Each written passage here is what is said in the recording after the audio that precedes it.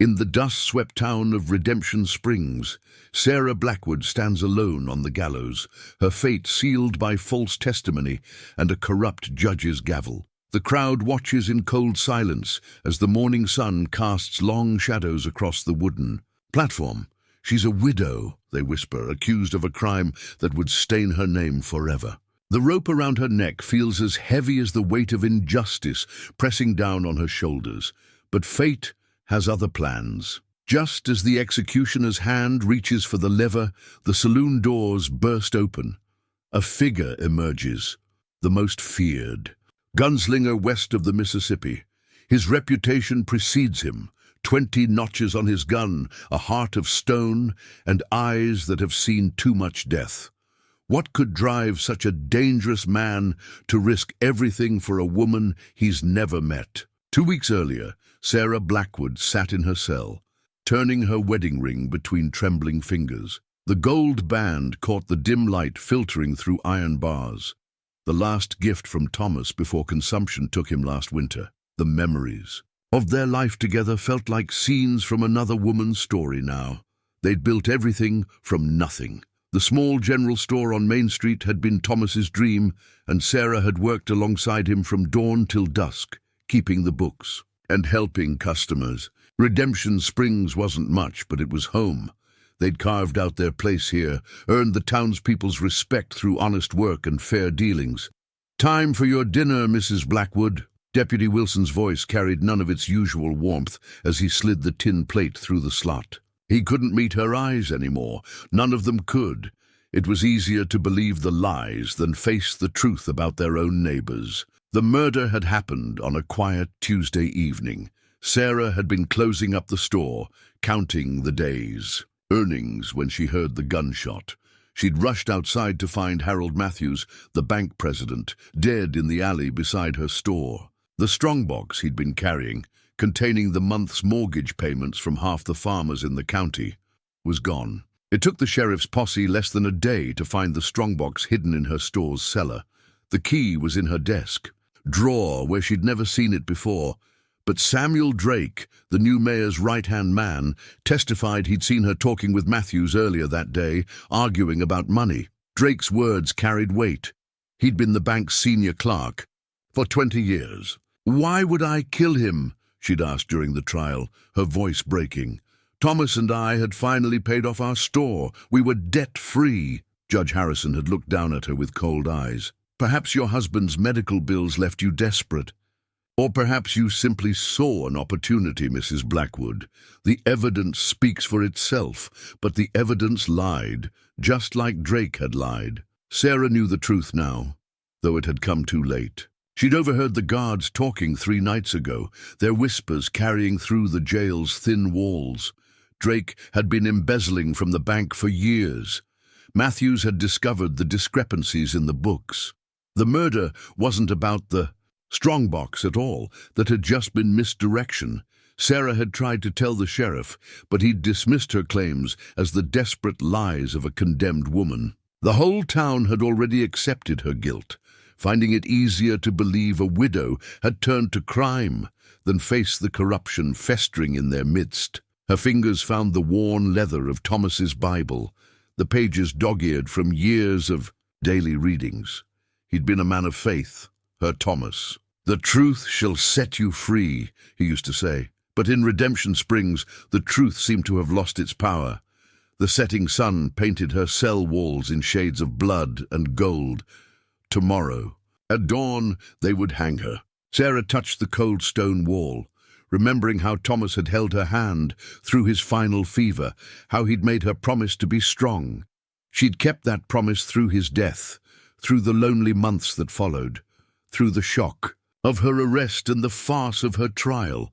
"I'm trying, Thomas," she whispered to the gathering darkness, "but I don't know how to fight them alone." A commotion in the street drew her to the window. A stranger was riding into town, a tall man on a dark horse. Even from her limited view, she could see how the townspeople shrank away from him, how mothers hurried their children indoors. There was something dangerous about him, something that spoke of hard miles and harder choices. The stranger dismounted outside the saloon, his spurs ringing against the wooden sidewalk. For a moment he paused, looking up at her window. Their eyes met across the distance, and Sarah felt a chill that had nothing to do with the evening air. She'd never seen eyes like that, eyes that had seen too much death, yet still burned with an inner fire. Then he touched the brim of his hat in a gesture so genteel it seemed out of place with his deadly appearance, and disappeared into the saloon. Sarah returned to her cot, clutching Thomas's Bible to her chest. Tomorrow would bring the gallows, and not even a mysterious stranger could change that. But for the first time since her arrest, she felt something stir in her heart. Not hope. She'd learned better than to hope, but something else. Something that whispered that perhaps her story wasn't over just yet. James McBride sat in the darkest corner of the saloon, his back to the wall, nursing a whiskey he hadn't touched. The wanted poster in his pocket weighed.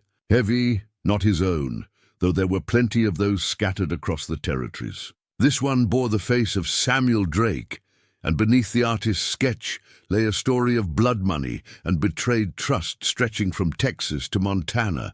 20 years of tracking men like Drake had taught McBride to read the signs. The same pattern, different towns, a respected citizen, a convenient scapegoat, a suddenly wealthy man disappearing into the night. He'd followed Drake's trail for 3 months, watching it weave through 6 territories, each stop marked by a mysterious death. And missing money.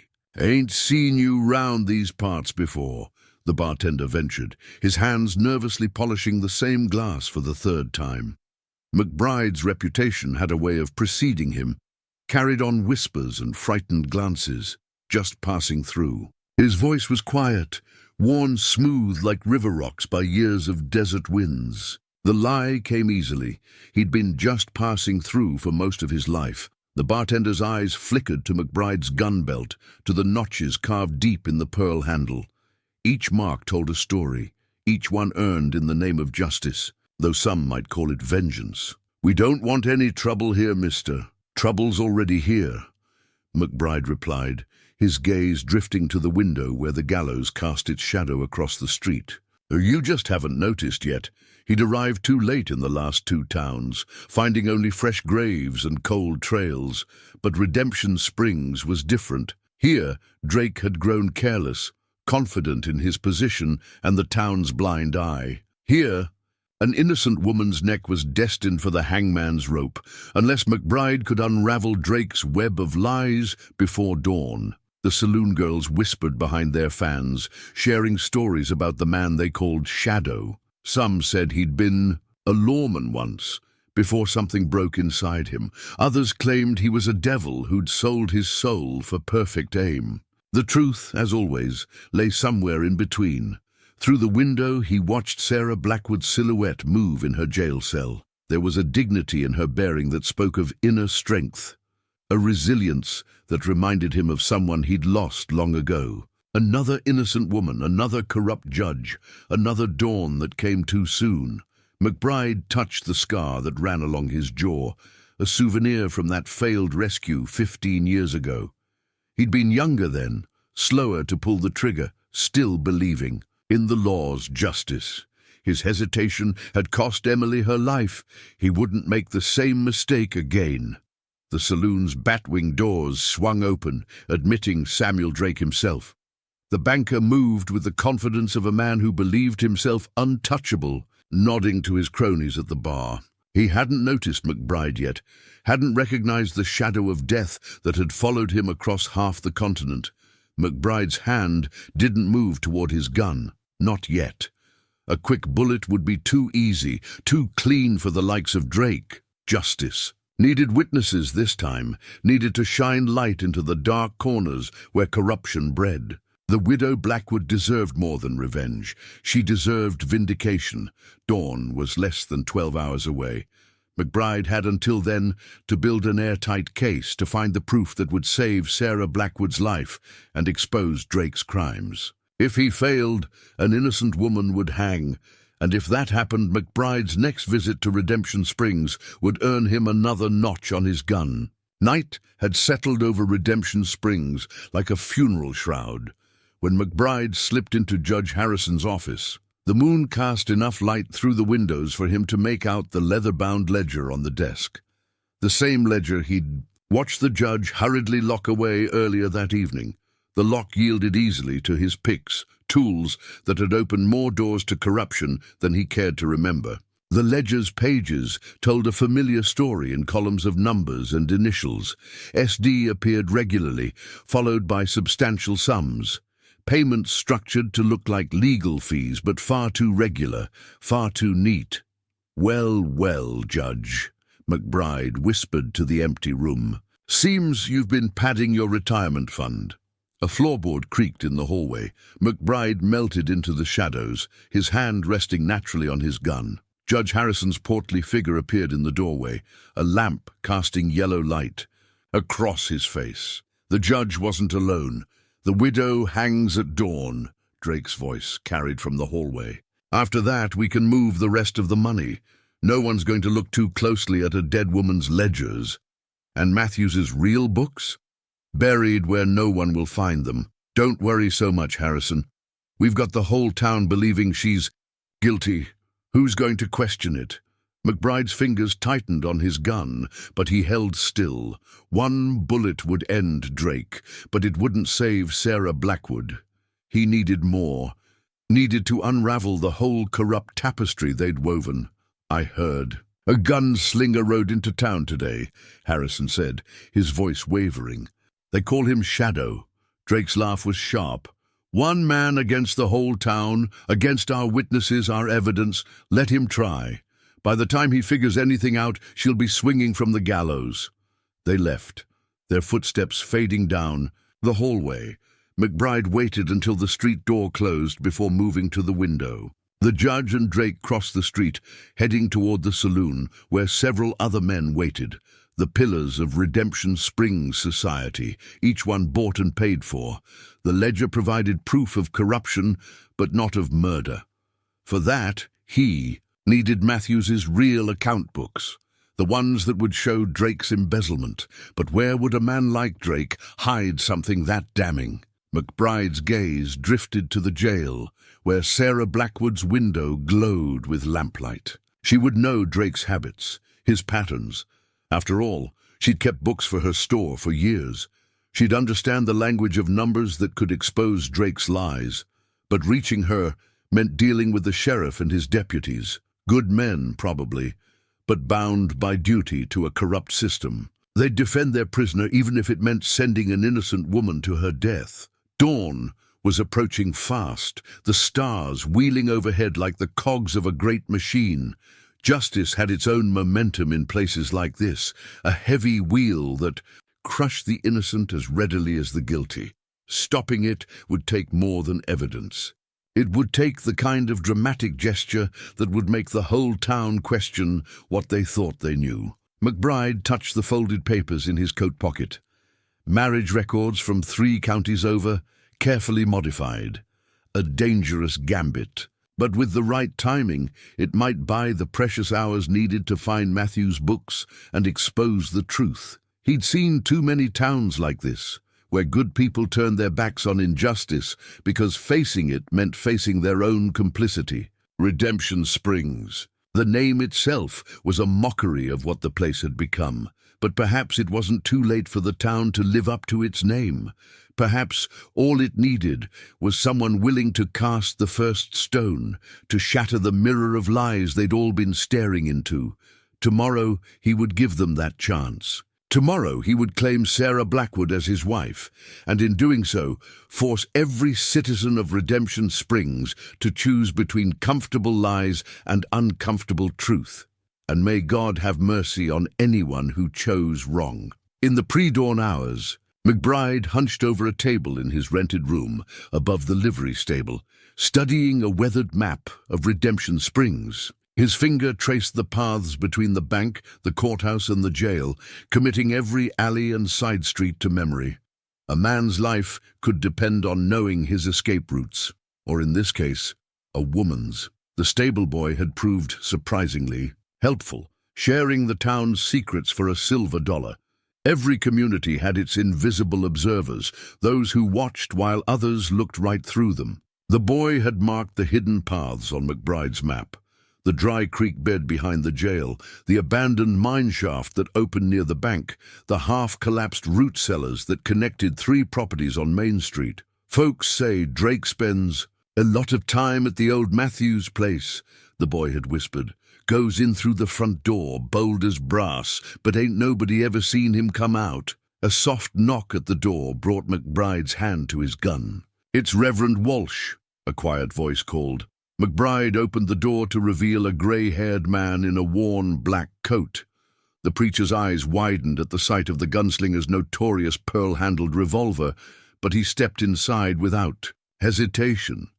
I've been Mrs. Blackwood's spiritual advisor since her arrest, Walsh said, settling into the room's only chair.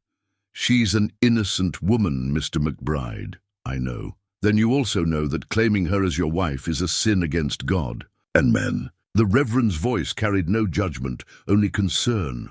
False witness, even in service of justice, stains the soul. McBride folded the map carefully. Sometimes a small sin prevents a greater one, Reverend. Will you stand with me tomorrow when I make my claim? Walsh was silent for a long moment. You're certain you can prove her innocence? I need time to find Matthew's real account books. Drake hid them somewhere in Matthew's house, probably in that root cellar the boy mentioned. But first, I have to stop the hanging. And if you fail, if they hang her anyway, McBride's eyes met the preacher's, then I'll send Drake and his conspirators to meet their maker, and you can pray for my soul afterward. Walsh stood slowly, his joints creaking. I've watched this town rot from the inside, watched good people turn away from truth because lies were more comfortable. Perhaps it's time for a reckoning. He reached into his coat and withdrew a folded paper. This might help your cause. It's a marriage certificate I filed 3 months ago, but never submitted to the county. The names can be changed easily enough. McBride took the document, hope stirring for the first time. With a legitimate certificate, altered or not, even judge. Harrison would have to delay the execution. I'll need witnesses, McBride said. People respected enough that their word can't be easily dismissed. Martha Wilkins, the school teacher. She's had doubts about Sarah's guilt from the start. And old Doc Peterson. Drake's never managed to buy his loyalty. Walsh moved to the door. I'll speak to them before dawn. God go with you, Mr. McBride. After the Reverend left, McBride spread the marriage certificate on the table. The ink was still fresh enough to alter, and Walsh's handwriting would be easy to match. It wasn't much, but sometimes justice balanced on the edge of a knife or the stroke of a pen. Outside his window, the first grey light of dawn began to creep over the horizon. In a few hours, he would have to face down an entire town, armed, with nothing but altered documents and dangerous truths. One wrong move, one misplaced word, and Sarah Blackwood would hang while her murderers watched and smiled. McBride checked his gun one final time, each motion practiced until it was smooth as silk. 20 notches on the pearl handle, each one earned. After today, there might be more, or there might be redemption, not just for Sarah Blackwood, but for an entire town that had lost its way. He folded the marriage certificate and tucked it into his vest close to his heart. It was time to go save his wife.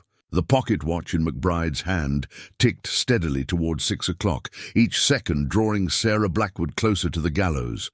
Dawn painted the sky in shades of rose and gold, as if nature itself was oblivious to the grim ceremony about to unfold.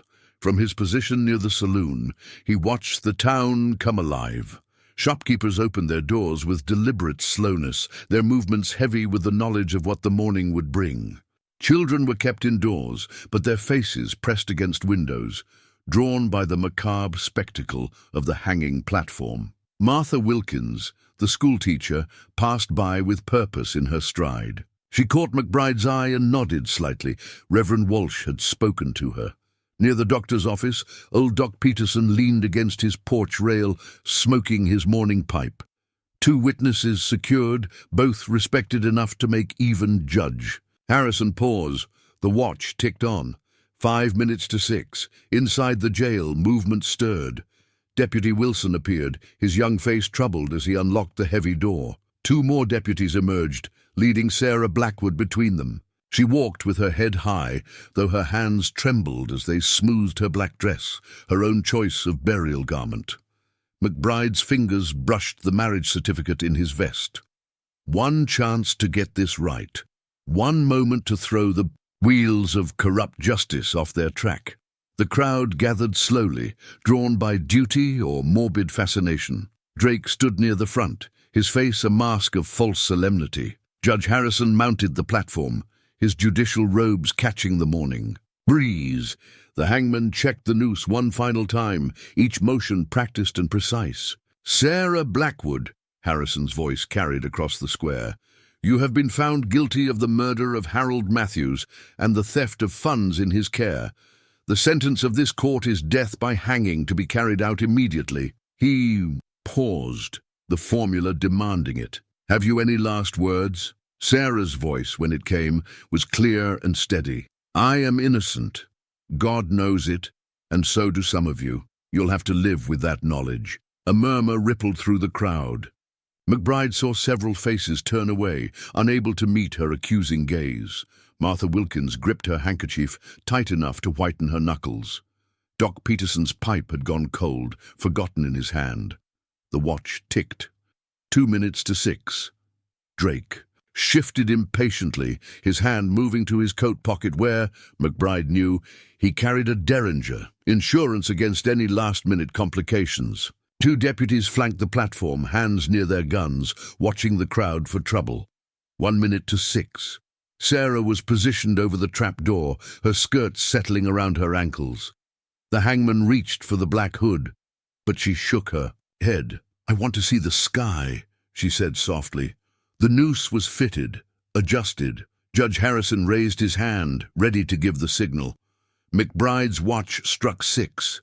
Time to give Redemption Springs a show they'd never forget. Time to risk everything. On a desperate gambit, to trust in the power of truth to crack the foundations of lies. Time to save not just a woman's life, but perhaps the soul of a town that had forgotten the meaning of its own name. He stepped away from the saloon wall, his spurs ringing against the wooden sidewalk. The crowd parted before him like water, recognition and fear rippling in his wake. Every eye turned to follow his movement, every breath held in anticipation of violence. Drake's hand tightened on his hidden derringer. The deputies tensed, caught between their duty to prevent interference and their fear of the notorious Gunslinger. Judge Harrison's raised hand trembled slightly, then held steady. McBride's own hand stayed deliberately away from his gun as he approached the gallows. This battle wouldn't be won with bullets, not yet anyway. He reached instead for the marriage certificate, its edges crisp against his fingers. The executioner's hand moved toward the lever. Time to change the story. Time to give truth its chance to shine. Time to call Sarah Blackwood his wife. "Stop!" McBride's voice cut through the morning air like a rifle shot. "You can't hang that woman." The executioner's hand froze on the lever. Judge Harrison's face flushed red with anger at the interruption. "This is a lawful execution, stranger. Stand down or she's not Sarah Blackwood." McBride climbed the gallows steps with deliberate slowness. "She's Sarah McBride, my wife." The crowd erupted in whispers. Sarah's eyes widened, meeting McBride's with a mix of confusion and desperate hope. Drake's face had gone pale, his hand still hovering near his hidden derringer. "Preposterous," Harrison sputtered. "Where's your proof?" McBride withdrew the marriage certificate, holding it up so the morning sun illuminated the official seal. "Registered 3 months ago in Carson County. Reverend Walsh performed the ceremony himself." He turned to the crowd. "Didn't you, Reverend?" Walsh stepped forward, his aged voice carrying surprising authority. "I did indeed." Miss Wilkins and Doc Peterson stood witness. Martha Wilkins clutched her handkerchief tighter but lifted her chin. "That's right. I remember it clear as day." Beside her, Doc Peterson nodded gravely, his pipe forgotten in his hand. Judge Harrison snatched the certificate, studying it with trembling hands. The document was perfect.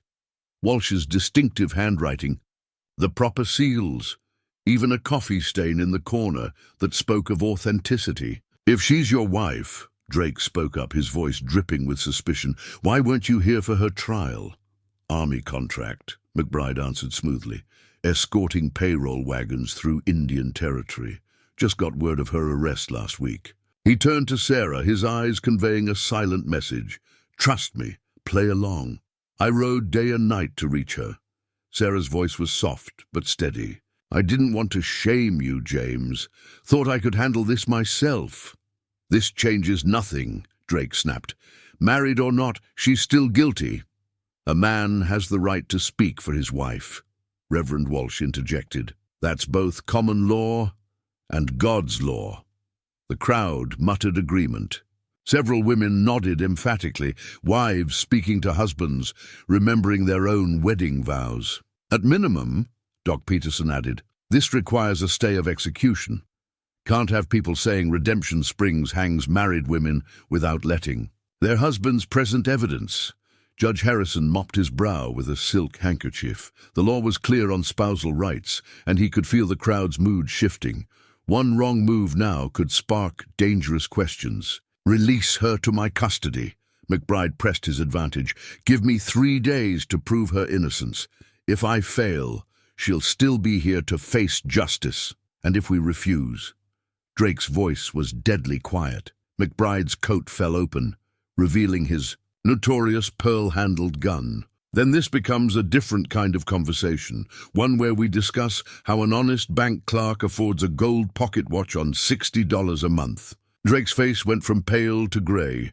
The derringer trembled in his pocket. 3 days, Judge Harrison announced quickly, perhaps seeing the violence about to explode on his gallows. "But she remains under guard, and you, Mr. McBride, will surrender. Your weapons to the sheriff." "Agreed." McBride reached for the noose, his movements deliberately slow and unthreatening. The rope fell away from Sarah's neck, leaving an angry red mark that made his jaw clench. Sarah swayed slightly as the deputies unbound her hands. McBride caught her elbow, supporting her with a gentleness that surprised the watching crowd. For a moment, they truly looked like husband and wife. The hardened gunslinger and the widow, bound together by fate and justice. "Take her to the hotel," Harrison ordered. 2 deputies on the door at all times. "And McBride," the judge's voice carried a warning, "don't make me regret this." As they descended the gallows steps, Sarah whispered, "Why?" "Because innocent women shouldn't hang while guilty men prosper," McBride murmured back, "and because 3 days is all I need to prove it." The crowd parted before them, faces showing a mix of confusion, sympathy, and lingering suspicion. Drake watched them pass, his hand still near his hidden gun, his eyes promising retribution. But for now, Sarah was alive. The wheels of corrupt justice had been forced to turn in a new direction. And somewhere in Redemption Springs, Harold Matthews's real account books waited to be found, proof of Drake's crimes hidden in darkness, waiting for the light of truth. 3 days to find them. 3 days to save not just Sarah's life, but her. Name. The game had changed. Now it was time to play it out. The hotel room was small but clean, its faded wallpaper and simple furnishings a far cry from the jail cell Sarah had called home for weeks. She stood at the window, watching deputies position themselves in the street below, while McBride checked the room's exits with a gunfighter's practiced eye. "The marriage certificate is forged," she said quietly, not turning around. It wasn't a question. Reverend Walsh provided it. The original was never filed with the county. McBride tested the window's latch. "It'll hold up long enough. Why risk your life for a stranger?" He paused, considering his words carefully. "Because I've seen this before. Corrupt men using the law as a weapon, making honest folks complicit in their crimes." His voice roughened. 15 years ago, I was too slow to save someone. Been trying to make up for it ever since." Sarah turned from the window, studying him properly for the first time. The notorious gunslinger looked different up close, the hard lines of his face carved by experience rather than cruelty, his eyes carrying shadows that spoke of old wounds. "Drake will try to kill you," she warned. "He can't afford to let you. Investigate. He's welcome to try." McBride's hand brushed his empty gun belt. His weapons surrendered to the sheriff as promised, but his kind prefers working from the shadows. Direct confrontation isn't his style. "No," Sarah agreed bitterly. "He prefers letting others do his dirty work, like poor Harold Matthews, who thought he was just doing his job when he discovered the missing money." She sank into a chair, exhaustion finally showing through her composure. "I keep wondering if I could have warned him, if I'd noticed something in the bank's ledgers when I did business there." McBride pulled the room's other chair closer, but not too close, maintaining a proper distance despite their supposed marriage. "Tell me about the day Matthews died. Every detail." "I was closing up the store," Sarah began, then stopped, a flash of memory surfacing. "Wait, there was something. Just before I heard the gunshot, I saw a reflection in the store window. Someone running through the alley. I was focused on counting the day's earnings, so I didn't think much of it. But thinking back now, what? The man was wearing an expensive coat, green wool with silver buttons. Drake has one just like it." McBride leaned forward. "Would you swear to that in front of Judge Harrison?" Sarah hesitated. "I'm not completely certain. It was just a glimpse in poor light, but it's a thread to pull." McBride stood, pacing the small room. "Drake's got Matthews's real account books hidden somewhere. The stable boy mentioned he spends time at Matthews's old house, using a root cellar entrance. If we can find those books, we'd have proof of his embezzlement, but not the murder. Sometimes one truth leads to another." He stopped pacing, fixing her with an intense gaze.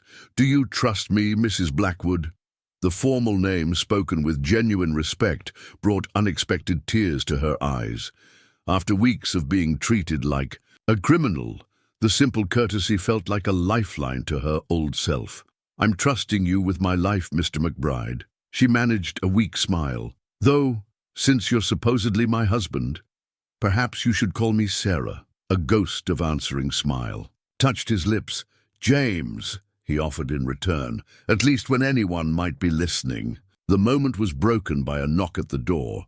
Both tensed until Reverend Walsh's voice called out softly. The old preacher entered, carrying a carpet bag.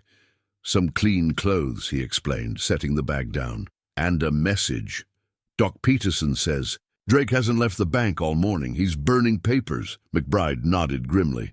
"Destroying evidence, but he can't burn those account books. He needs them to cover his tracks with the bank's owners in Carson City." 2 days and 20 hours left," Sarah murmured, glancing at the sun's position. "What's our next move?" "First," McBride said, "we make everyone believe our marriage is real. The more people invest in the story, the harder it'll be for Drake. To act openly." He turned to Walsh. "Then tonight, while the deputies are watching this room, I'm paying a visit to Matthews's house." Sarah stood straighter, her shoulders squaring. "You mean we're paying a visit? If we're playing at marriage?"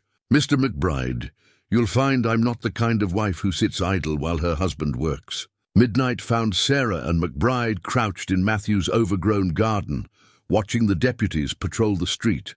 The house stood dark and silent, its windows like empty eyes staring into the past. Sarah clutched a blood-stained letter they'd discovered hidden in her store's ledger during their afternoon search. Harold Matthews's last message, never delivered. "The deputies pass every 20 minutes, McBride whispered, his breath warm against her ear. "We'll have 15 minutes at most." Sarah nodded, her heart pounding. The letter's contents had confirmed their suspicions. Matthews had written to Key, the bank's owners in Carson City, detailing his discovery of Drake's embezzlement. He'd hidden copies of the real accounts, planning to mail them the next day. But there'd been no next day for Harold Matthews. They moved through the garden like shadows, Sarah leading the way to the root cellar entrance she remembered from friendlier times when she'd helped Matthew's wife store preserves for winter. The padlock was new, but McBride's picks made quick work of it. "Wait," Sarah whispered, touching his arm. "There's a trick to this door. Emma showed me." She felt along the frame until her fingers found the hidden latch.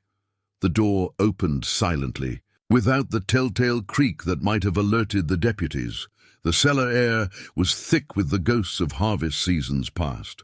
Their single lantern cast jumping shadows across empty shelves that had once held Emma Matthews' famous apple preserves. Sarah pushed away the memory of Emma's funeral, of how the widow had left town rather than face daily reminders of her loss.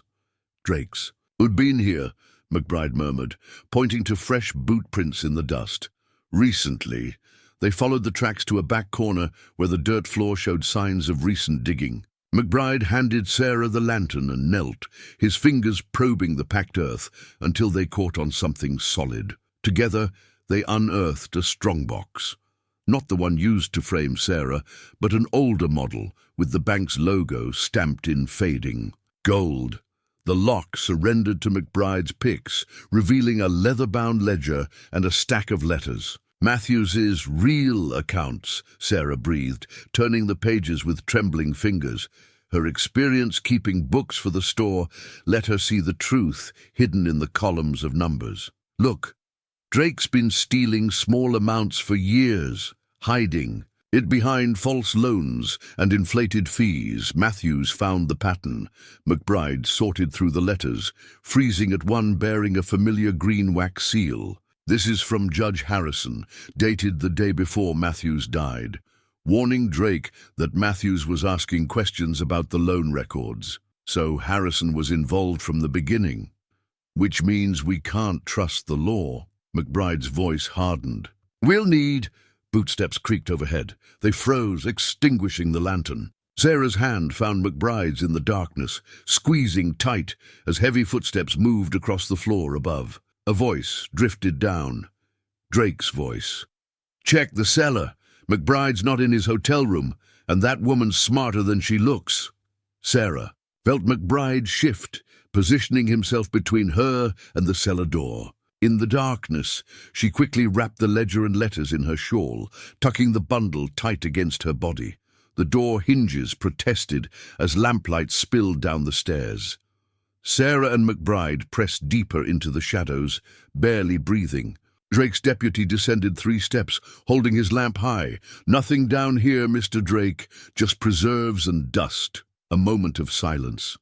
Sarah's heart hammered so loud she was sure they'd hear it.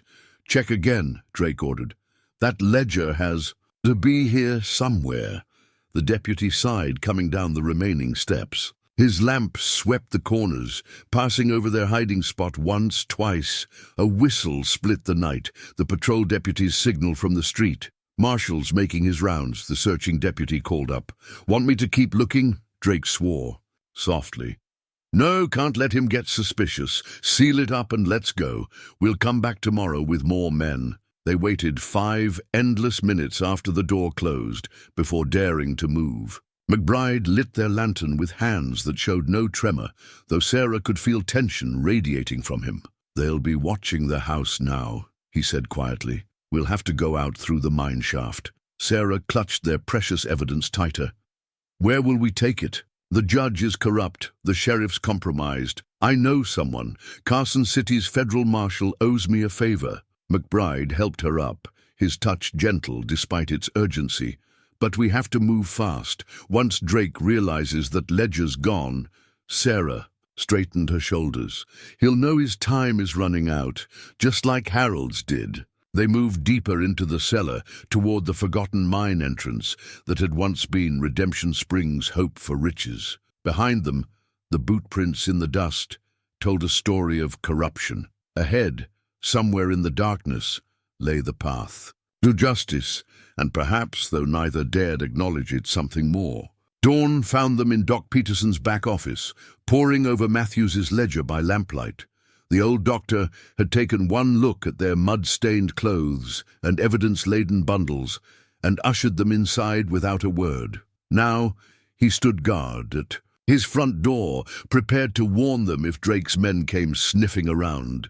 "It's worse than we thought," Sarah murmured, her finger tracing down a column of numbers. The ledger's pages told a story of systematic theft that made her stomach turn. Drake wasn't just stealing from the bank, he was stealing from the homesteaders too. McBride leaned closer, his shoulder brushing hers as he studied the entries.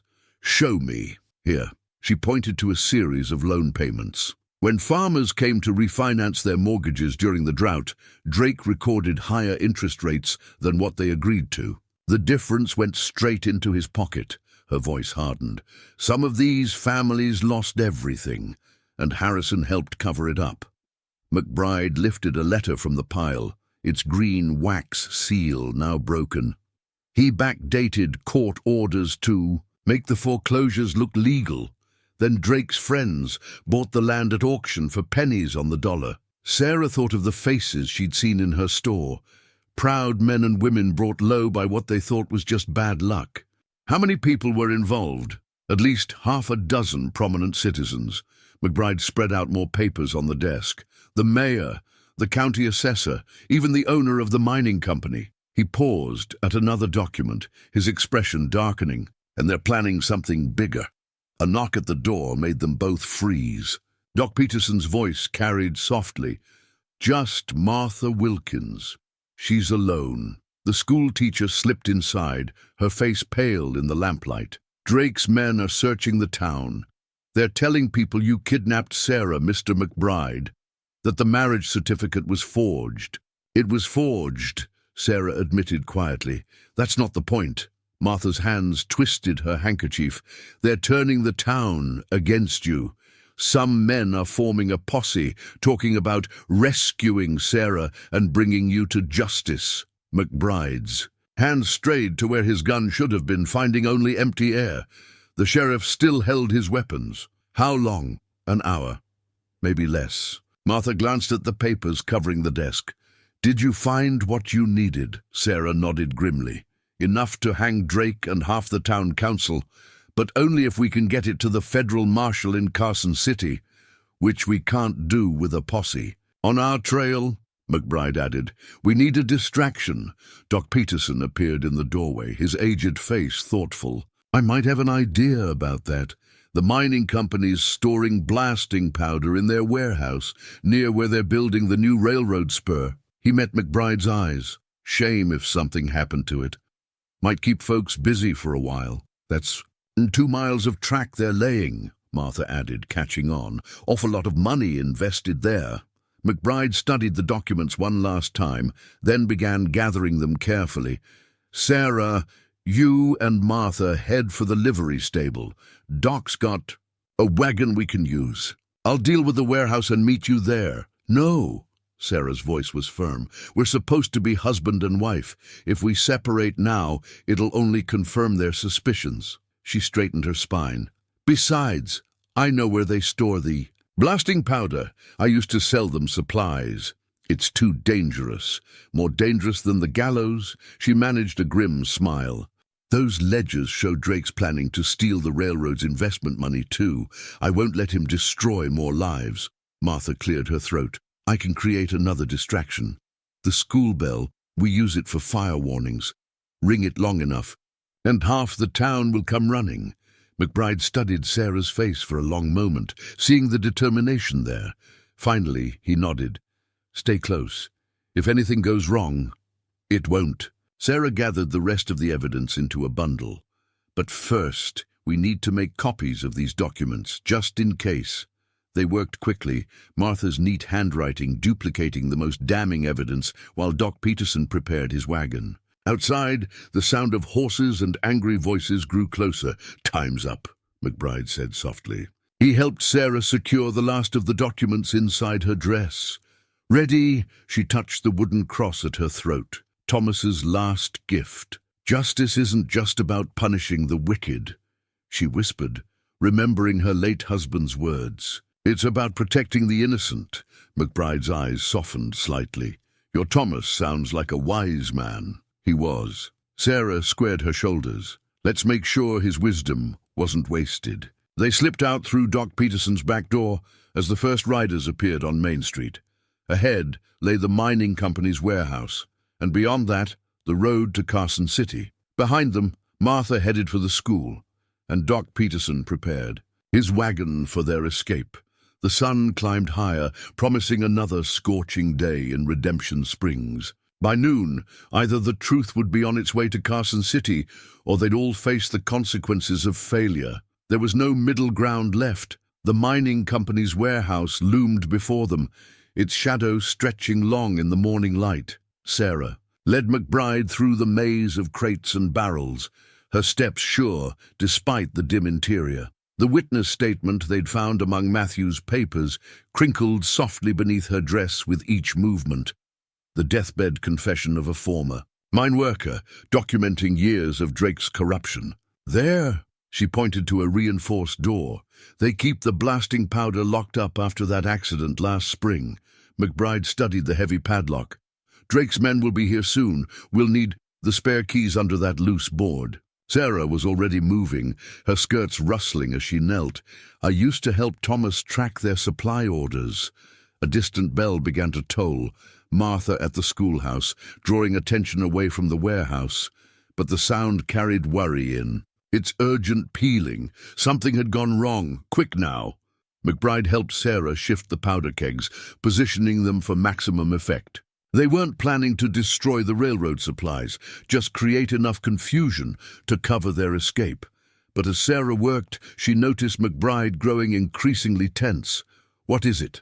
Listen. The bell had stopped. In its place came the thunder of approaching horses. Too many, too soon. They knew we'd come here, McBride growled. His hands were steady as they finished setting the charges, but his eyes held the cold focus of a gunfighter preparing for battle. Someone talked. Sarah's mind raced. The mining company owner. He was in Drake's ledger. He must have guessed. Bootsteps on the loading dock. Multiple men, moving with purpose. Back door, Sarah whispered. But McBride shook his head. They'll have it covered. He touched her arm gently. Sarah, if something happens, don't. She gripped his sleeve. We either leave together or not at all. Something flickered in his eyes. Surprise, respect, and perhaps something deeper. Then we'll need a miracle. As if in answer, a new sound cut through the morning, the distinctive whistle of an approaching train. The railroad might be unfinished, but the supply trains still ran daily, bringing materials for the track layers. Sarah's eyes met McBride's. A plan formed between them without words. They worked quickly, quietly. McBride's experience with explosives, matching Sarah's knowledge of the warehouse layout. When Drake's men finally burst in, guns drawn, they found only empty space and scattered footprints in the dust. Search everything, Drake's voice carried from outside. They're here somewhere. Sarah and McBride crouched behind the powder kegs, listening to boots move closer. The train whistle sounded again, nearer now. Sarah could feel McBride's heartbeat where their shoulders pressed together, as steady as a clock. Boss! A shout from the yard. Riders coming! It's the federal marshal! Drake's curse echoed through the warehouse. Hold them off! Don't let anyone... The rest was lost in sudden chaos. The train's brakes screamed as it approached the unfinished track. Men shouted in confusion. And through it all, Sarah heard the distinctive click of McBride striking a match. Ready? He whispered. She took his free hand, squeezing once. Together, the match arced through the air, landing among the carefully arranged powder trails. Sarah and McBride were moving before it hit, running toward the loading bay doors as the first powder keg erupted. Smoke filled the warehouse. Men scattered, choosing self-preservation over Drake's orders. Through the haze, Sarah glimpsed Drake himself, his fine coat dusty and torn, raising a gun toward McBride's back. James! The name torn from her throat was no longer just their cover story. McBride spun, pushing her behind a crate as Drake's bullet whined past. The second powder keg exploded, and part of the roof came down between them and Drake. Run! McBride pulled her toward the door. Behind them, the warehouse was becoming an inferno, but ahead lay open sky and the promise of justice. They emerged into morning light to find Doc Peterson's wagon waiting, Martha at the reins. Beyond her, federal marshals were already dismounting, drawn by the explosion, but Sarah barely noticed them. Her attention was on McBride, who hadn't released her hand. His eyes held hers, asking a question that had nothing to do with their escape or Drake's crimes. She answered by squeezing his hand again. Together, the warehouse blazed behind them, a signal fire announcing that Redemption Springs' day of reckoning had finally arrived. And in its light, two people who had begun this journey as strangers found themselves unable and unwilling to let go. The telegraph office was the first place Drake's men struck. Sarah watched from Doc Peterson's back room as smoke rose from the building's shattered windows. The message they'd managed to send to Carson City, their insurance against Drake's influence, now lay scattered among broken glass and splintered furniture. "He's cutting off our communications," McBride said quietly, his shoulder brushing hers as they peered through the curtained window, "making sure we can't call for more help." The federal marshals who'd arrived during the warehouse fire were now trapped in town, outgunned by Drake's hastily deputized men. They'd taken refuge in the church with Reverend Walsh, who'd offered sanctuary while trying to prevent bloodshed. 4 hours until sunset, Sarah murmured, touching the bundle of evidence, still hidden beneath her dress.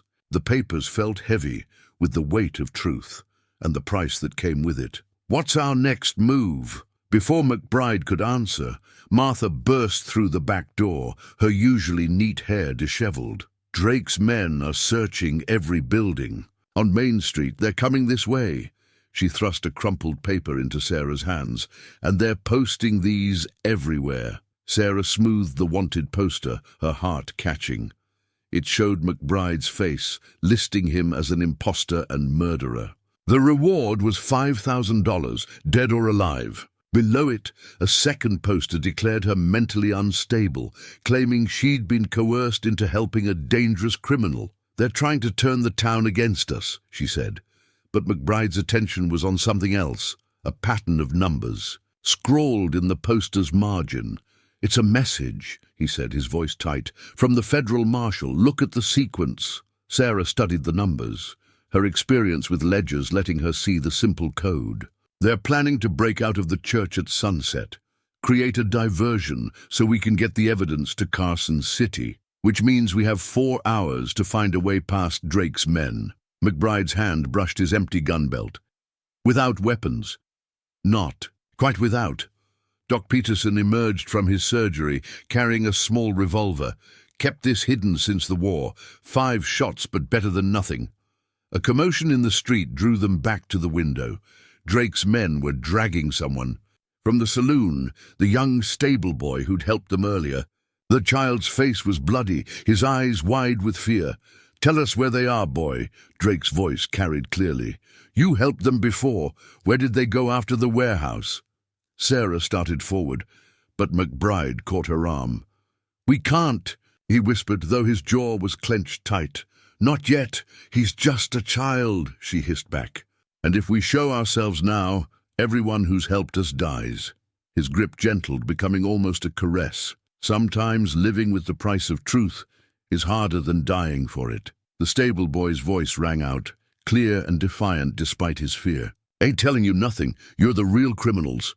Drake raised his hand to strike the boy, but another voice cut through the tense scene.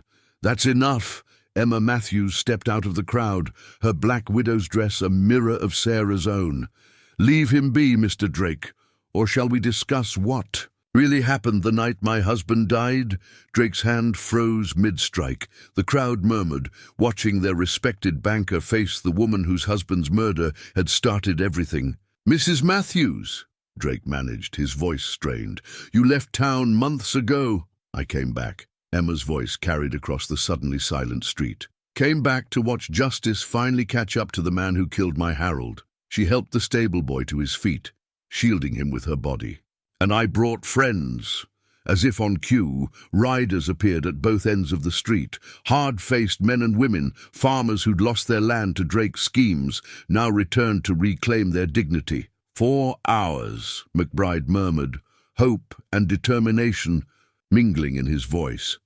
"Time enough to gather an army." Sarah watched Emma Matthews stand tall before her husband's murderer, saw the strength flowing back into the stable boy's shoulders, felt the tide of justice beginning to turn.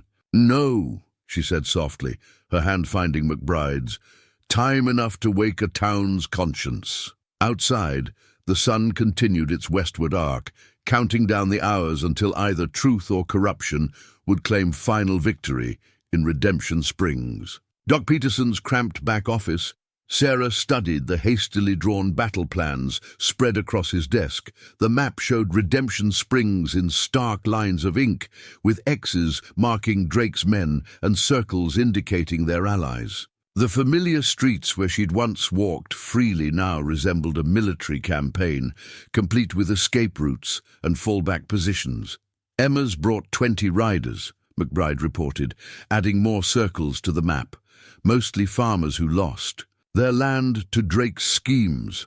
They're positioning themselves here and here. His finger traced the back alleys, and the federal marshals are still holding the church with Reverend Walsh. "What about Judge Harrison?" Sarah asked, noting the courthouse's strategic position, barricaded himself inside his office. Martha Wilkins adjusted her spectacles, her schoolteacher's precision evident in her report. "He's burning documents. I saw the smoke from his chimney." "Too late for that," Emma Matthews said grimly. She'd aged years since leaving town, but grief had hardened into steel in her spine. "We found Harold's letter case hidden in the mine shaft. Every loan, every theft, every conspiracy, it's all documented." Sarah touched the evidence still concealed beneath her dress. "But worthless.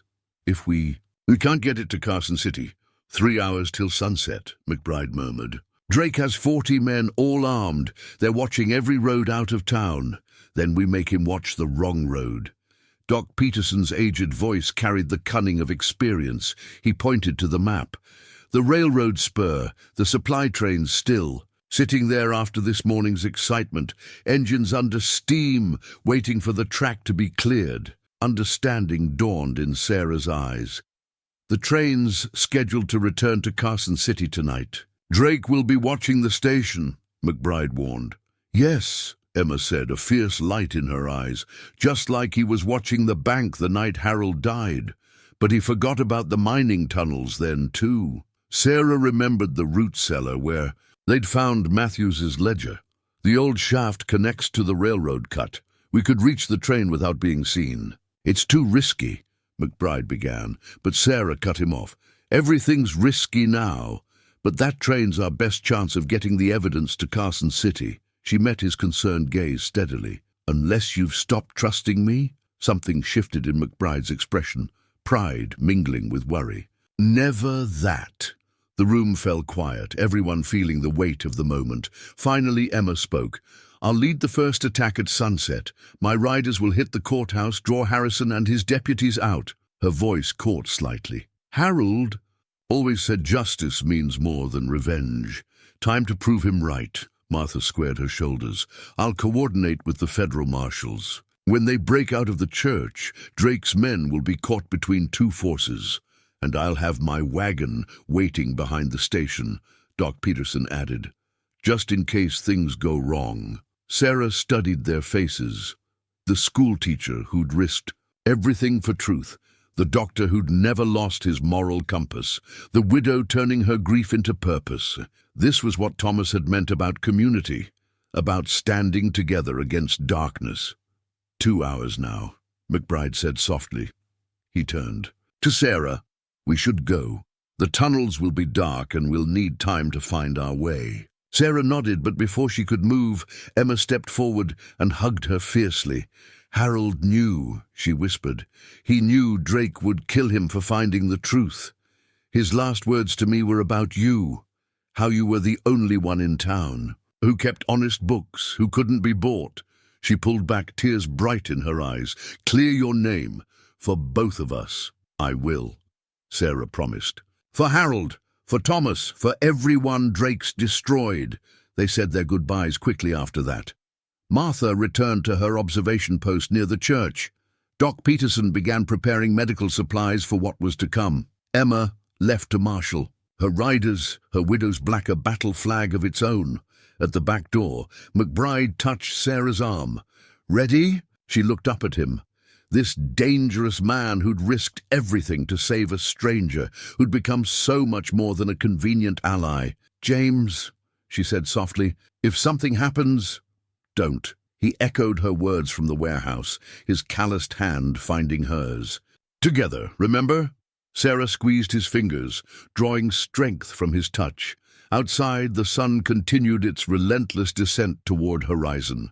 Soon, Redemption Springs would erupt in violence, its streets becoming a battlefield between corruption and justice. But first, they had a train to catch. They slipped out into the afternoon shadows, leaving behind the battle plans that would determine not just their fate, but the soul of an entire town. Ahead lay darkness, danger, and perhaps redemption for all of them. The mining tunnel was a throat of absolute darkness, broken only by the faint glow of their lantern. Sarah led the way, her skirts gathered in one hand, while the other traced the rough-hewn wall. Behind her, McBride moved with a gunfighter's. Silence, though the borrowed sheriff's badge in his pocket clinked softly with each step, a trophy from their brief stop at the empty jail. "The shaft branches ahead," she whispered. "Left fork leads to the railroad cut, right goes to—" Voices echoed down the tunnel. They doused the lantern instantly, pressing into a natural alcove as footsteps approached. "Drake wants every tunnel." "Checked," a harsh voice commanded. "That woman knows these mines from her store-keeping days." Lantern light flickered around the bend. Sarah felt McBride's arm circle her waist, drawing her deeper into the shadows. His breath stirred her hair. As they stood perfectly still, hearts beating in shared rhythm. "Waste of time," a second voice grumbled. "They're probably halfway to Carson City by now." "Then you want to explain that to Drake? Man's coming apart since those farmers showed up. Never seen him so—" The voices faded as the men took the right fork. Sarah released a breath she hadn't. Realized she was holding, acutely aware of McBride's arm still around her. "They're scared," she whispered. "Drake's control is slipping. Makes him more dangerous." McBride's voice rumbled softly near her ear. "Fear does that to men like him." They relit the lantern and continued left, the tunnel widening as it approached the railroad cut. The air grew fresher, carrying the scent of coal smoke. They were close. A gunshot cracked above them, then another. The battle for Redemption Springs had begun. "Emma's riders," McBride murmured. "Right on schedule." They reached the tunnel's end, concealed behind thick brush at the base of the railroad cut. Above them, the supply train waited on the unfinished spur, its engine huffing quietly. Two armed men stood guard on the platform. Sarah touched the evidence hidden in her dress. "How do we—" More gunshots split the evening air. Closer this time. The guards turned toward the sound. And in that moment, McBride moved. The first guard went down silently, struck from behind. The second managed half a shout before Sarah herself swung the lantern, catching him across the temple. "Thomas always said I had a good arm for baseball," she said, surprised at her own steadiness. McBride's swift grin was fierce with pride. "Remind me never to cross you, Mrs. Blackwood." They climbed to the platform as war erupted in the streets of Redemption Springs. Gunfire echoed between buildings. Horses screamed. Men shouted orders and warnings. "You there, stop!" Drake himself stood at the far end of the platform, his fine coat dusty and torn. A derringer aimed at Sarah's heart. Two deputies flanked him. "Rifles ready. It's over, Drake." McBride's voice carried across the platform, calm as a summer morning. "The federal marshal has your confession. Emma Matthews has Harold's letters. Give up now and—" "Give up." Drake's laugh held an edge of hysteria. "I built this town. Everything it is, I made it, and I won't let some interfering gunslinger and a shopkeeper's widow destroy it all." He fired. Sarah felt the bullet pass close enough to stir her hair. McBride shoved her behind a stack of railroad ties as the deputy's rifles blazed. "The train," he growled, pressing Doc Peterson's small revolver into her hands. "Get to Carson City. I'll hold them here." "No." Sarah checked the cylinder. 5 shots, just as Doc had said. We started this together. More riders appeared at the head of the street, Emma's farmers, trading fire with Drake's men. The federal marshal's voice boomed from the church, demanding surrender. And through it all, the train's engine continued its steady breathing, waiting to carry truth to Carson City.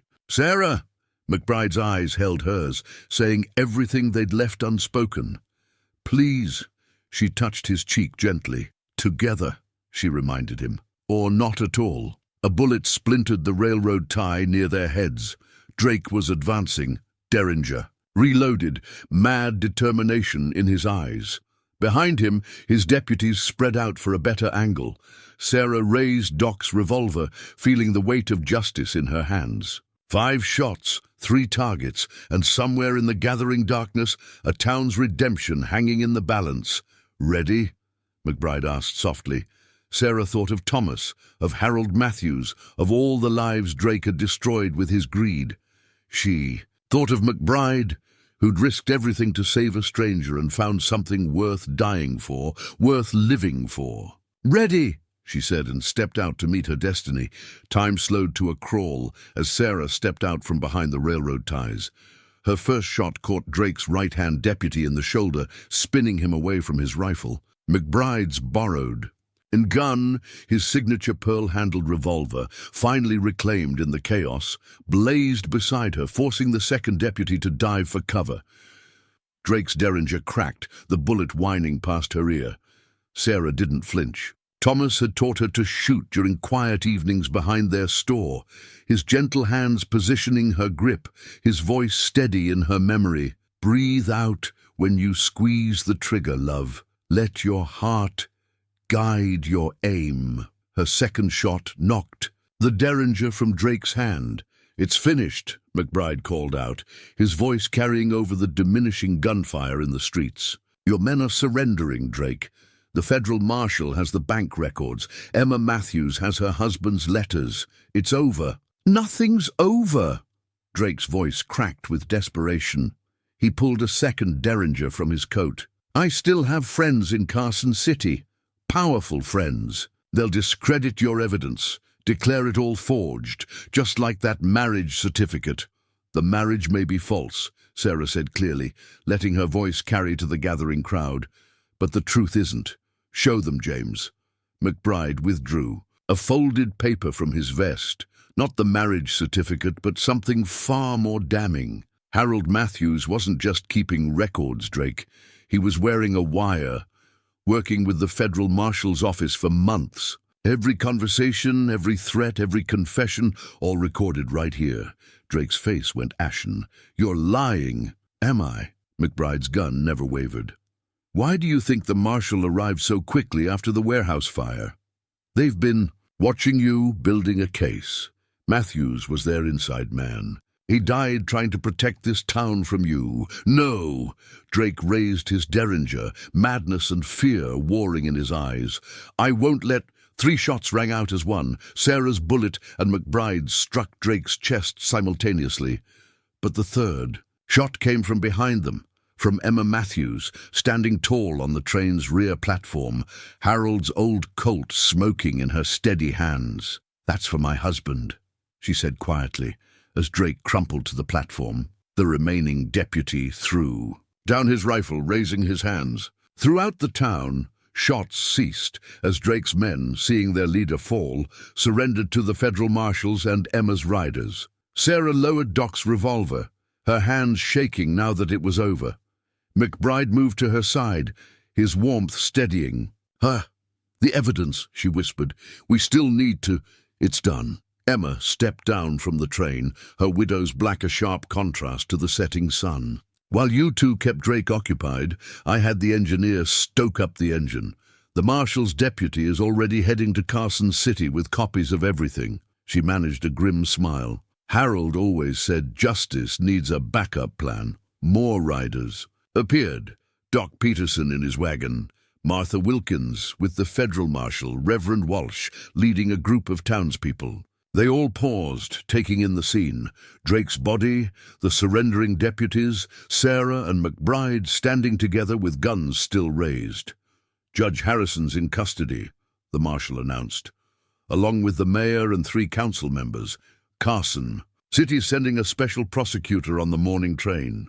He tipped his hat to Sarah. Looks like you'll be cleared of all charges, Mrs. Blackwood. Thank you, Marshal.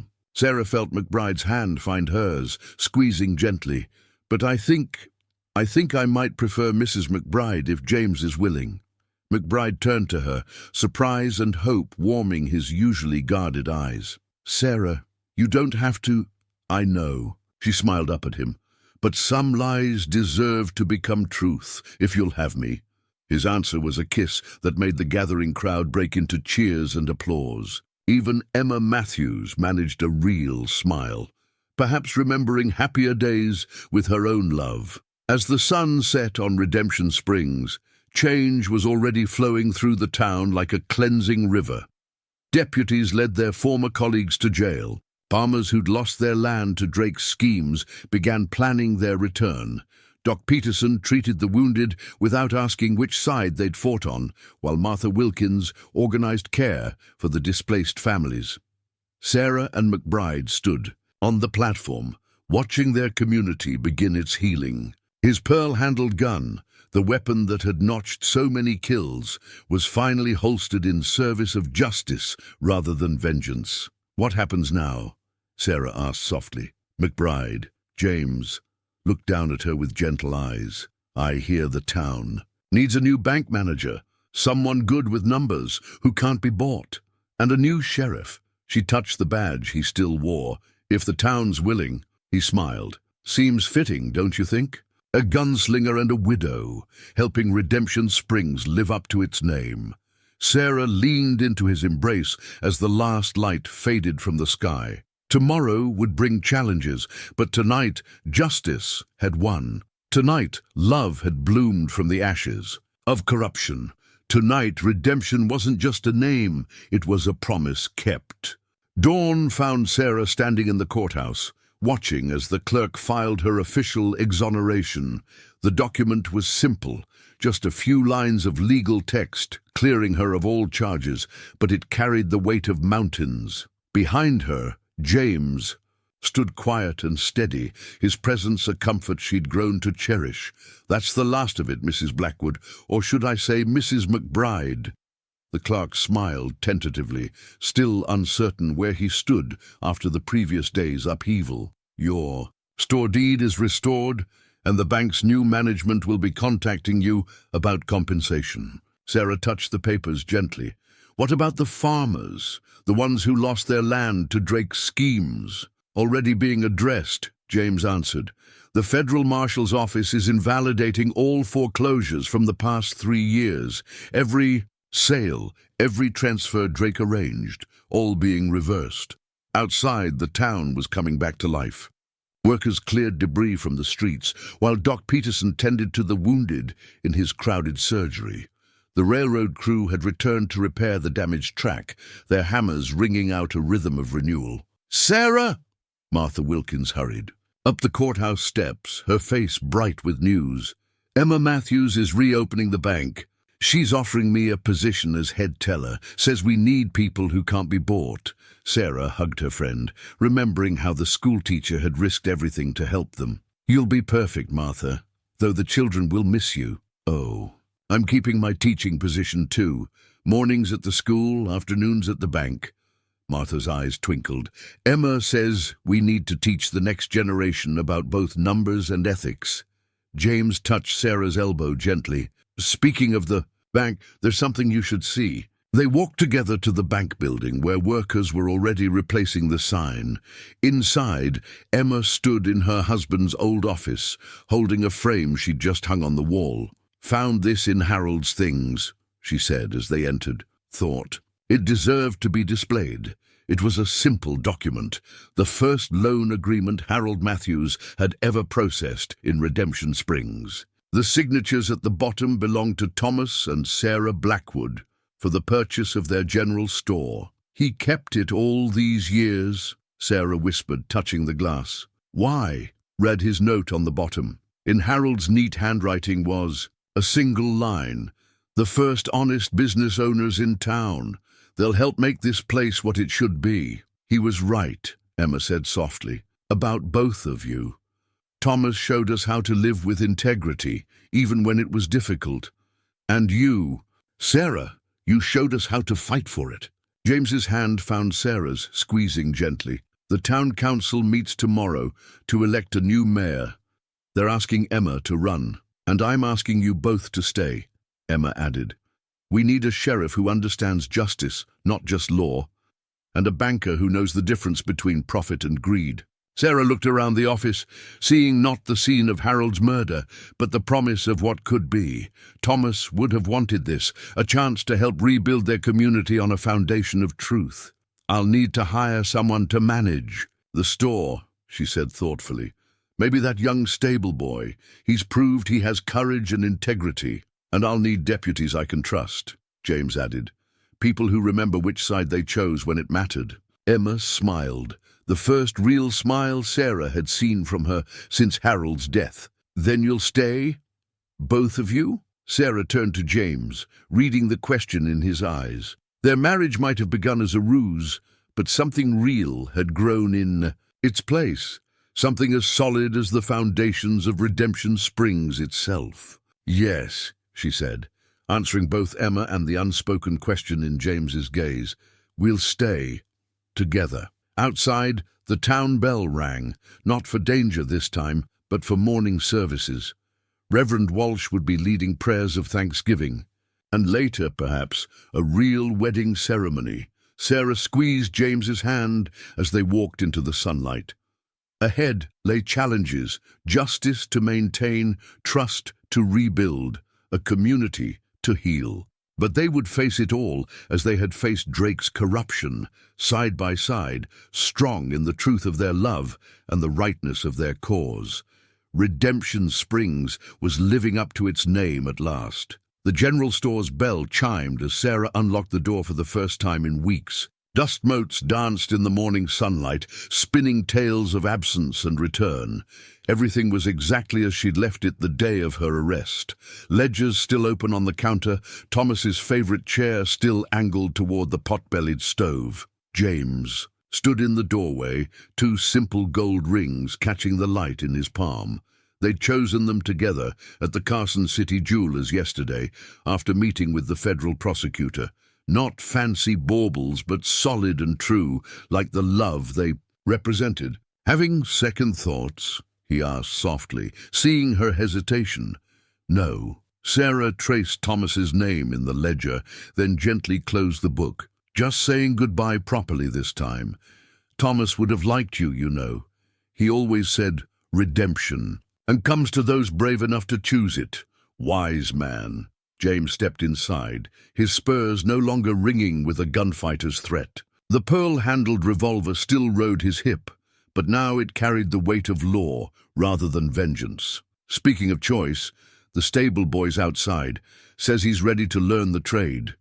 Sarah smiled, remembering the young man's courage. Good. This place needs youth, new beginnings. She touched the rings in James's palm.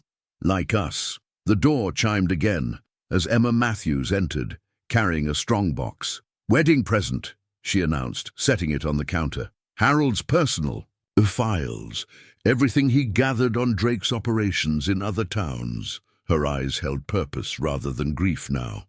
As mayor, I want to make sure we help those communities heal too. Will you help? Of course. Sarah opened the box, finding neatly organized papers inside. We can start with letters to their banks, then work with the federal marshal to... More townspeople began arriving, drawn by the sight of the store's open door. Martha Wilkins brought fresh-baked bread and ledger books for the bank. Doc Peterson carried medical supplies to restock the shelves. The stable boy, Tommy, Sarah reminded herself, using his real name now, began sweeping the porch with proud determination. Reverend Walsh appeared last, his Bible tucked under his arm. Ready? Sarah looked around the store where she'd built a life with Thomas, where she'd faced loss and imprisonment, and where now she would begin again with James. The morning sun streamed through windows freshly washed by women who'd once shunned her. The shelves were being restocked by men who'd learned the price of looking away from corruption. Yes, she said, taking James's hand. "We're ready." The ceremony was simple, witnessed by those who'd stood with them against Drake's tyranny. Emma Matthews signed the marriage certificate first, her bold strokes declaring that lies could become truth when justice and love demanded it. "The rings," Reverend Walsh prompted. James's hands were steady as he slipped the band onto Sarah's finger. "I choose you," he said softly, the words carrying echoes of that desperate moment on the gallows. "Today and all days." Sarah's voice was clear as she repeated the gesture. "Together," she promised. "Or not at all." The Reverend smiled. "What? Truth has joined. Let no man tear asunder." Later, as the impromptu celebration filled the store with laughter and hope, Sarah found herself by the window where she'd first glimpsed James riding into town. Emma joined her, both women watching. The street where Harold Matthews had died fighting corruption. "It never goes away completely," Emma said quietly. "The pain, the memories, but it changes, becomes something useful." Sarah touched her new ring, feeling the weight of past and future combined. "Like the town itself." "Exactly." Emma's smile held the same mix of determination and healing. "Speaking of which, the bank's board meets tomorrow. We'll need your expertise in reviewing those loan applications from returning farmers. I'll be there." Sarah watched James talking with his new deputies, good men who'd chosen right when it mattered. "After I helped the sheriff organize the property returns." Tommy rushed up, his face glowing. "Mrs. McBride, got my first customer waiting. What do I do?" Sarah squeezed Emma's hand once, then turned to her eager apprentice. "First rule of shopkeeping, Tommy. Every customer has a story. Our job is to help write its ending." As she guided the boy through his first sale, Sarah felt the threads of community rewinding themselves, stronger for having been tested. James caught her eye from across the store and smiled, the private smile that belonged to her alone. Outside, Redemption Springs was coming alive with possibility. Farmers returned to reclaim their land. The railroad brought new opportunities with each passing train. And in the heart of town, a store reopened its doors, offering not just goods, but second chances to all who sought them. The price of redemption had been high, paid in blood and courage and love. But as Sarah had learned, the most precious things were worth any price, if you were brave enough to pay it. 1 year later, Sarah stood in the photographer's studio, studying the family portrait that would hang in their home above the store. James sat beside her in his sheriff's uniform, his pearl-handled gun now a symbol of protection rather than vengeance. Her hand rested on his shoulder, the twin gold bands on their fingers catching the afternoon light. "Perfect timing," the photographer said, adjusting his camera. "The whole town's gathering for the ceremony."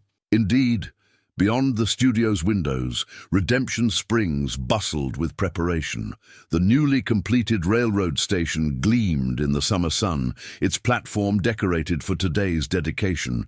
Emma Matthews would cut the ribbon as mayor, officially. Connecting their reformed town to the wider world, Tommy burst into the studio, his shop apron dusted with flour. He'd proven as gifted at commerce as he was at courage. "The supply train's arriving early. Should I start unloading?" "Ask Martha to help you," Sarah smiled. "She's got a good head for numbers." The boy darted out, nearly colliding with Emma in the doorway. The mayor's black dress had given way to colors again, healing evident in her straight spine and clear eyes. "The federal marshal's here," she announced.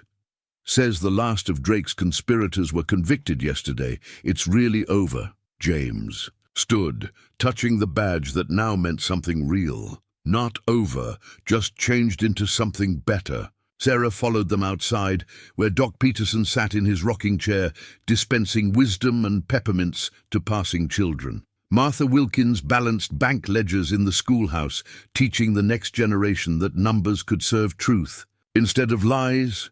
Reverend Walsh blessed each train that passed through, his prayers now filled with gratitude instead of grief.